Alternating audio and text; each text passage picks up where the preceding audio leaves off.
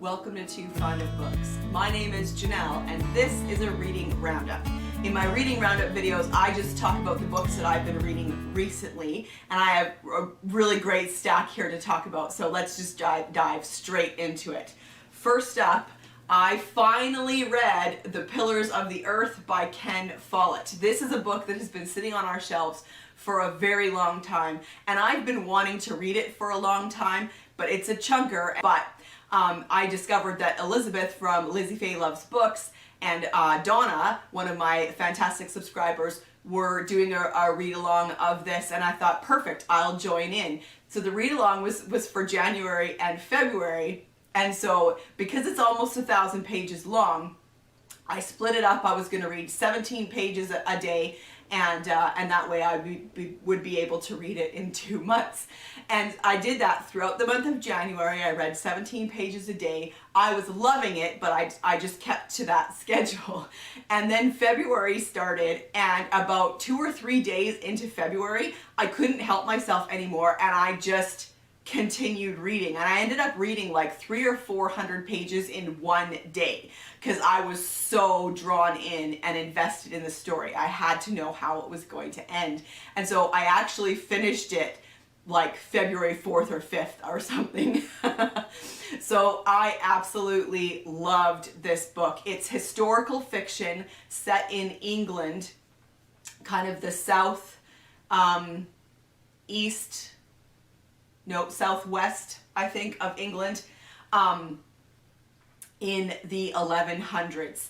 It's a time period that I do enjoy reading about, but I don't know a ton about, and it was just fantastic. So it takes place during the time of the Civil War when Stephen and Maud were fighting it out for the throne, and yeah, I just absolutely adored it.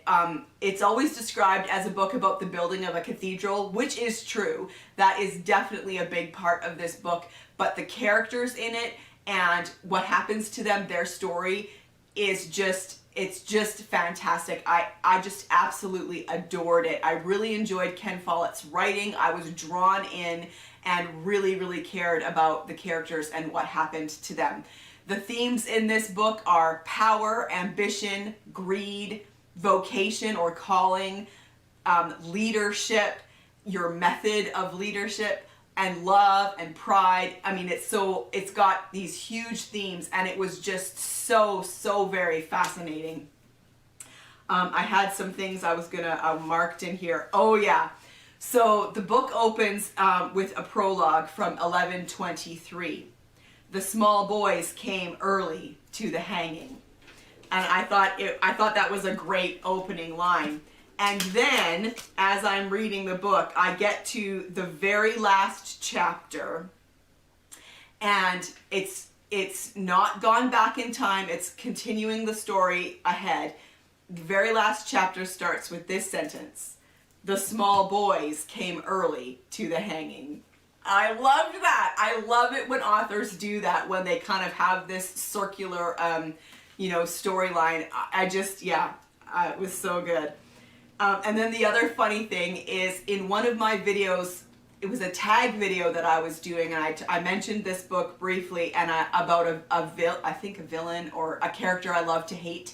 And there's a character in this book called William who is awful. Like, he is just one of the worst villains I've ever read about. And in that video, I said that he was a nasty piece of work.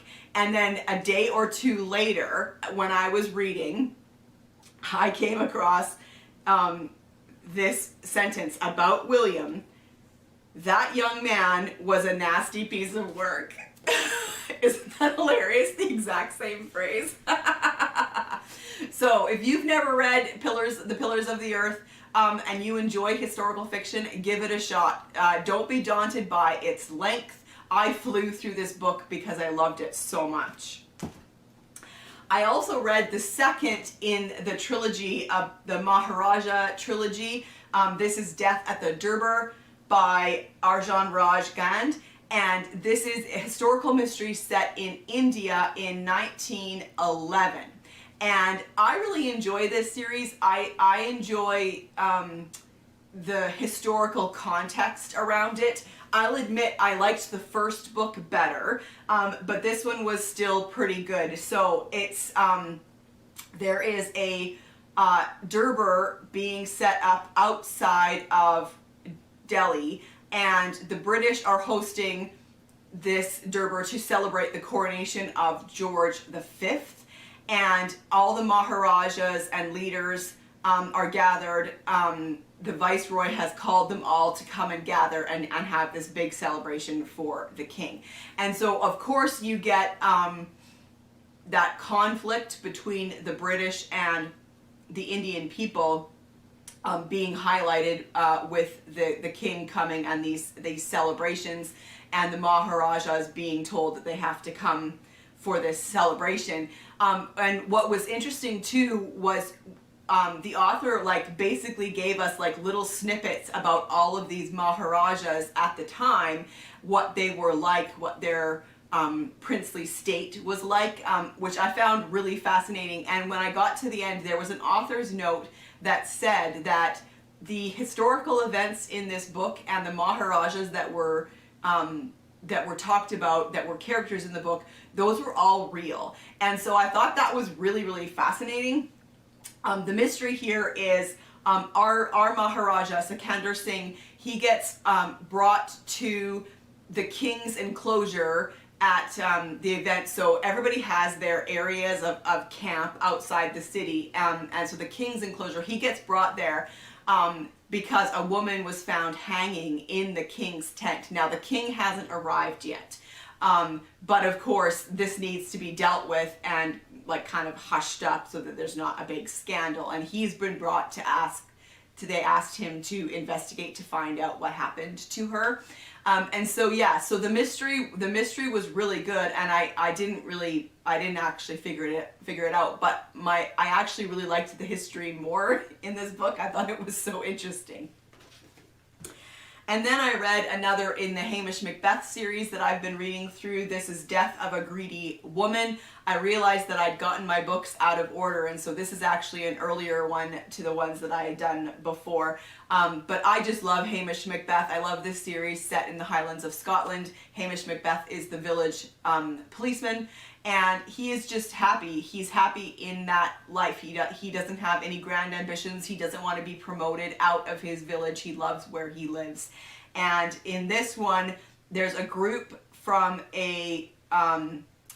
there's a singles club who converge on Tommel Castle Hotel for a week, and one of the owners of that marriage club or singles club gets murdered, and so of course Hamish has to investigate. And then I read the second in the Monk series, Mr. Monk Goes to Hawaii. I was just feeling like a really fast, fun, cozy, and so I grabbed this from the library. I absolutely love the Monk TV show, and these books were written kind of in the middle of when that show was being shot by Lee Goldberg.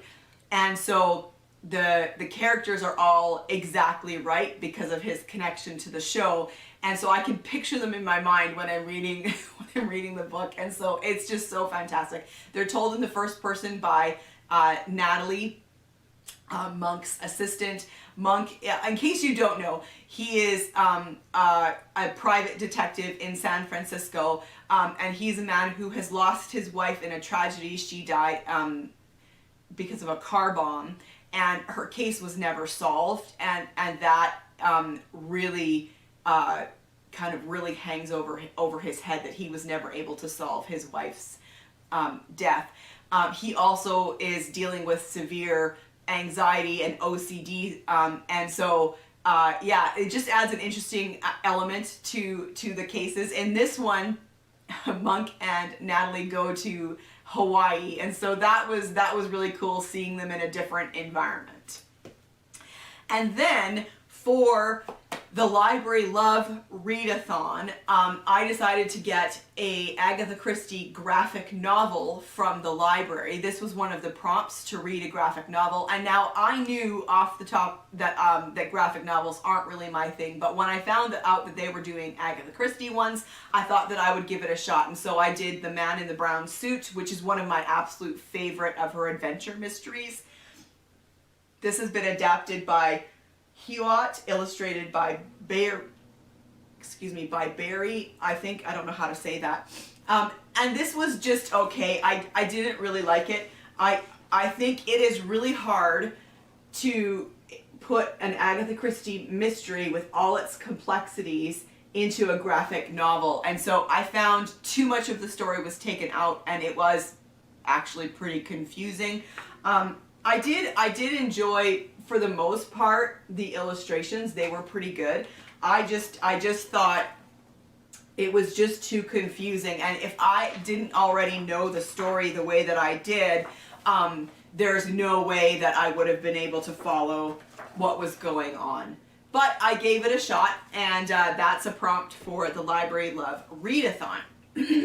And then I read a book that's been on my cart, and I wanted to read it in the winter, and it's called The Winter Ghosts by Kate Mosse. I have never read anything by Kate Mosse, but I picked this book up for $1 at a thrift store just to give it a shot to see if it's something that I would like.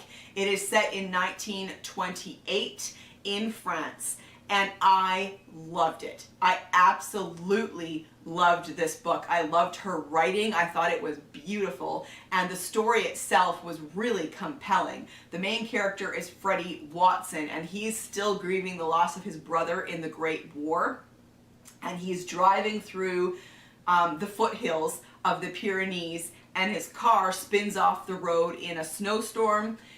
He manages to get to a village, and he meets this woman, and they talk all night, and then by daybreak she has vanished, and he's trying to find her and figure out kind of what's going on. You can tell by the title that there is a supernatural element to this story, but really at its core it's a story about love and loss and grief. And it was just beautiful. I loved it. I loved it so much. It's definitely a book that you want to read in the wintertime. If you can, curl up by the fire with a blanket and a hot drink, tea or hot chocolate, and just let yourself be drawn into this world. It was so fantastic. I really, really enjoyed the writing style. There was this great map in the beginning. You know how I love maps. And it was told in the first person.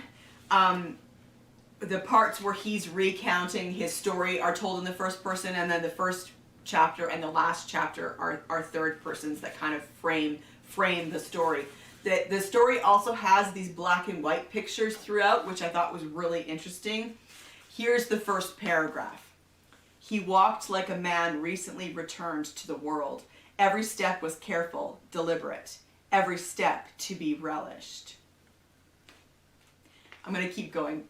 He was tall and clean-shaven, a little thin perhaps, dressed by Savile Row, a light woolen suit of herringbone weave, the jacket wide on the shoulders and narrow at the waist. His fawn gloves matched his trilby. He looked like an Englishman, secure in his right to be on such a street on such a pleasant afternoon in spring. But nothing is as it seems.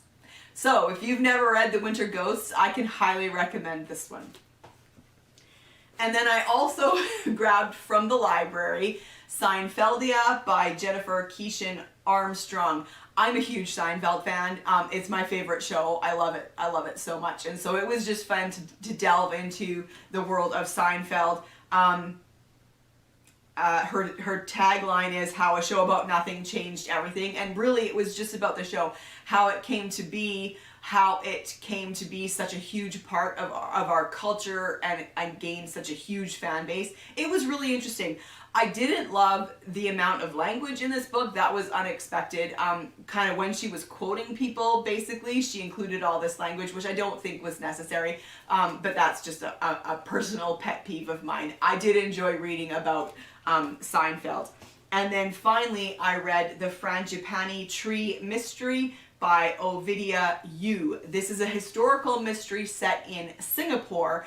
And so I was really interested because I've never really read a ton that is set in Singapore, and I found the time frame for this one really interesting as well. Our main character is Su Lin, and she is 16, and she gets a job as a governess for the acting governor general, when his previous governess falls to her death off the balcony. And so I liked it. It was told in the first person from Su Lin, but we also got some third person, mostly when we were with the Chief Inspector Thomas Lefroy, who was investigating. And this was really fun. I really enjoyed learning more about the culture and what it was like at the time. I loved that it's 1936, and so there wasn't a huge amount, but there was mention of King Edward, who was about to abdicate his throne. He hadn't done it yet, but there were rumors going around about Wallace and what was going on with that. And so that played just a very, very, very minor part, but it helped anchor the story in a time period for me. And so, yeah, I did really enjoy it, and I would definitely read more from this author. Okay, that's what I've been reading recently. Have you read any of these books? I would love to chat with you in the comment section down below, and I will see you for another video soon. Bye.